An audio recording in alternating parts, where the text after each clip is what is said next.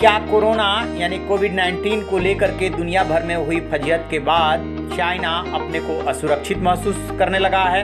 क्या इन्हीं वजहों से वो अचानक आक्रामक हो गया है या इसके पीछे उसकी कोई और रणनीति है?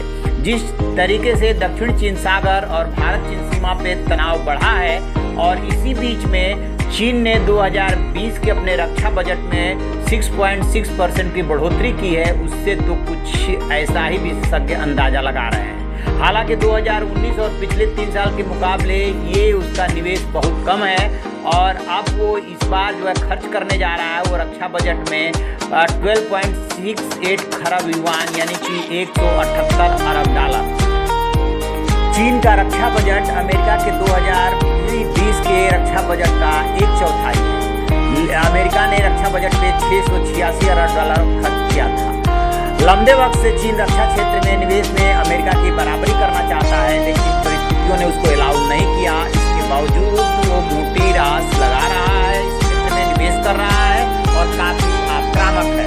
आर्थिक वृद्धि दर को लेकर के वो सशंकित है। यही वजह है कि चीन की वार्षिक संसदीय बैठक में देश के प्रधानमंत्री ली केचियांग ने कहा कि महामारी की वजह से देश अनिश्चितता के बीच फंसा है और अर्थव्यवस्था बुरे दौर से गुजर रही है, लिहाजा कुछ भी सटीक नहीं कहा जा सकता।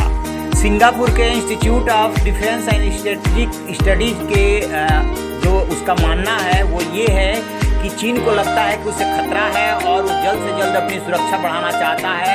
अगर बजट में सेना के आधुनिकीकरण को लेकर कम खर्च दिखाएगा तो इससे गलत संकेत जाएगा, ऐसा उसका मानना है। इन तनावों के बीच व्हाइट हाउस ने कहा कि अमेरिका खुली और मुक्त अर्थव्यवस्था के साझा सिद्धांतों का समर्थन करने के लिए विदेशी सहयोगियों, साझेदारों और अंतर्राष्ट्रीय संगठनों के साथ सहकारी साझेदारी और सकारात्मक विकल्प तैयार कर रहा है। इससे पहले आपको बता दें कि एक शीर्ष राजनयिक अमेरिकी विदेश विभाग के दक्षिण और मध्य एशिया ब्यूरो के निवर्तमान प्रमुख एलिस वेल्स ने बुधवार को ये साफ कहा था कि मुझे लगता है कि सीमा पर जो तनाव है वो इस बात को याद दिलाता है कि चीन आक्रामक को जारी रखे हुए है।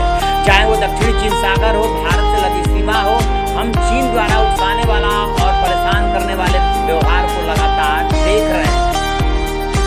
बीजिंग, पीला सागर, पूर्व तथा दक्षिणी चीन सागरों, ताइवान जलद मरुमध्य, चीन भारत सीमा समेत तमाम जगहों पे बल का इस्तेमाल कर रहा है। एक रिपोर्ट अमेरिका में कांग्रेस को भी सौंपी गई है जिसमें साफ साफ कहा गया है कि चीन की ताकत बढ़ी है तो उसने अपने हितों के लिए माने जा रहे खतरों को खत्म करने तथा वैश्विक रूप से कूटनीतिक उद्देश्यों की पूर्ति करने की कोशिशों में चीन की कम्युनिस्ट पार्टी की धमकी देने और बल का इस्तेमाल करने की इच्छा तथा क्षमता प्रबल हुई है। और अमेरिका ने साफ साफ ये संकेत दे दिया है चीन को कि वो इसका प्रतिरोध करता है और अपने जो मित्र देश है उनके साथ वो खड़ा है।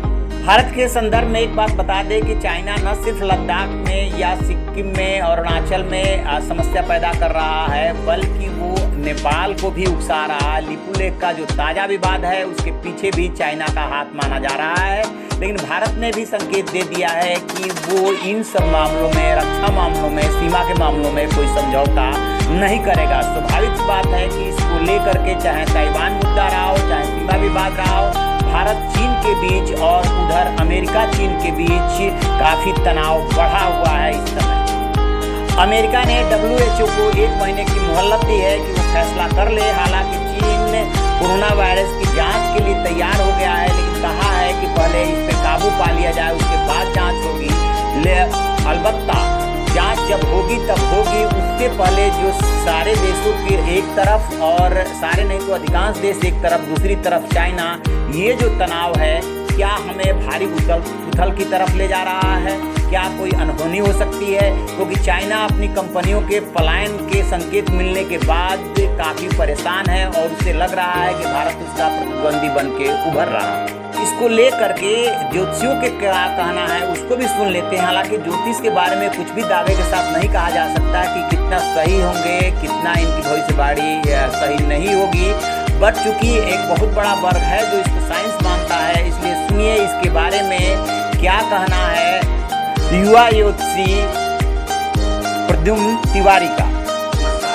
मैं प्रद्युम्न तिवारी ग्रहों की अति सूक्ष्म गणना करके उनकी गतिविधियों से आपको अवगत करा देना चाहता हूँ। पिछले 10 दिन पहले हमने कहा था कि 5 मई 2020 से हम हमारे और आपके मध्य ये महामारी और भी दुगनी तेजी से फैलना शुरू हो जाएगी। उसमें भी 10 मई 2020 से 13 मई 2020 के मध्य और भी कई भयंकर संकट हमारे और आपके मध्य उपस्थित होंगे। उसके बाद 14 मई 2020 से 29 मई 2020 के मध्य शासन में विशेष फेरबदल, जनता का ह्रास अर्थात जनता को विशेष कष्ट और कई देशों में युद्ध की स्थितियां देखने को मिलेंगी। उसके बाद 12 जून से 15 जून के मध्य देश में आर्थिक संकट उत्पन्न होगा। उसके बाद 22 जून से 25 जून के मध्य शासक वर्ग को पीड़ा अर्थात मंत्रीगणों और शासन में विशेष उच्च पदाधिकारियों को विशेष कष्ट, राजनीति में फेरबदल होने की